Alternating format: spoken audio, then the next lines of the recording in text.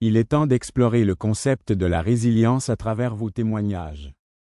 Dans cette section, nous avons le privilège de partager 2 récits inspirants de la vie réelle, des histoires personnelles de proches aidants et d'adolescents qui ont non seulement fait face à des défis, mais en sont sortis plus forts. Nous espérons que ces récits illustreront le pouvoir transformateur de la résilience face à l'adversité. Écoutons ces histoires non seulement en tant qu'observateurs, mais aussi en tant qu'apprenants actifs. Chaque récit est porteur de leçons précieuses qui peuvent enrichir notre compréhension de la résilience et de son impact profond sur les proches aidants et les adolescents qu'ils soutiennent. Émotion, émotion, émotion. Nous avons connu tellement d'échecs, surtout lorsqu'il a commencé l'école secondaire.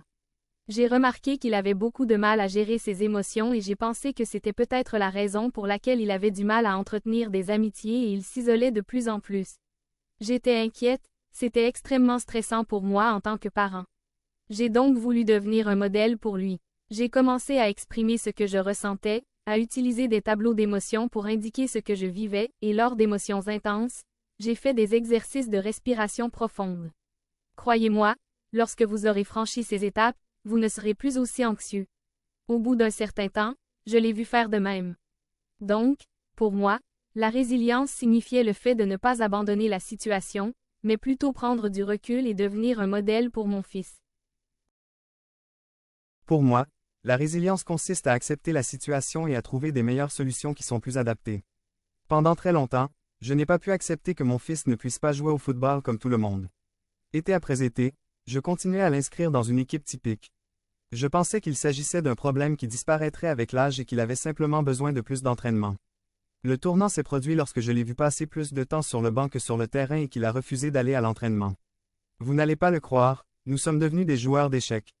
Toute la famille est maintenant passionnée par ce jeu, et mon fils commence à être très doué, à gagner des compétitions et à prendre beaucoup de plaisir.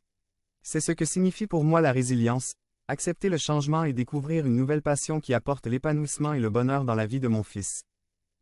J'espère que ces exemples ont résonné avec vous. Prenez le temps de réfléchir à la force dont font preuve les proches aidants et les adolescents dans ces histoires. Au fur et à mesure que nous avançons dans notre module, utilisons ces histoires pour nous rappeler l'incroyable résilience que nous avons en nous et le potentiel de croissance et d'autonomisation des adolescents dont nous nous occupons.